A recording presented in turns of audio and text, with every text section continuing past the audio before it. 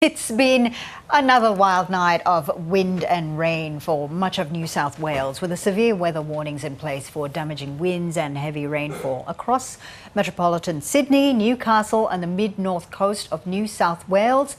We're now joined by the Bureau of Meteorology's Dean Narramore. Dean, thanks for taking the time to speak with us. Talk to us about what's actually happening that's triggering this much bad weather on the east coast of Australia. Yeah, look, it's been a wet and windy one, hasn't it, across much of eastern New South Wales. And as you mentioned, severe weather warning is current for heavy rainfall and damaging winds, basically from around Coffs Harbour all the way down the coast towards the Sydney area. Now, firstly, the area between around Coffs Harbour and Newcastle extending inland towards the Barrington Tops, that's mostly for our heavy rainfall and damaging winds. We've seen widespread 50 to 150 millimetres there, with isolated falls up to 250 millimetres around the Barrington Tops. While further south, the warning mostly covers that wind threat for coastal parts of Newcastle, down into Sydney and to Wollongong as well. And to answer your question, what is causing this? That's thanks to a low pressure system just off the coast of the mid-north coast. That's driving these really wet and windy conditions for the area. Looking ahead, Dean, what's the forecast like? Are we getting a reprieve at all?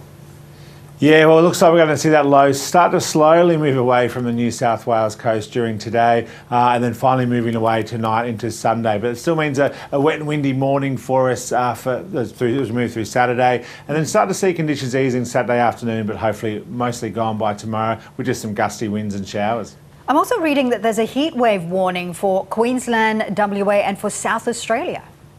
Yeah, that's right. So we do have low to severe intensity heatwave conditions kind of in a few areas. Firstly, kind of from Mackay towards Townsville for today and tomorrow, but that'll ease as we move into Sunday. Temperatures there in the high 30s, nights also pretty hot as well. Through parts of South Australia and WA, our unusual heat pool this time of year, it's sitting over inland areas. That's driving temperatures in the low to mid 40s, and it could get even hotter through parts of WA as we move into next week. What about that threat of a tropical cyclone off WA?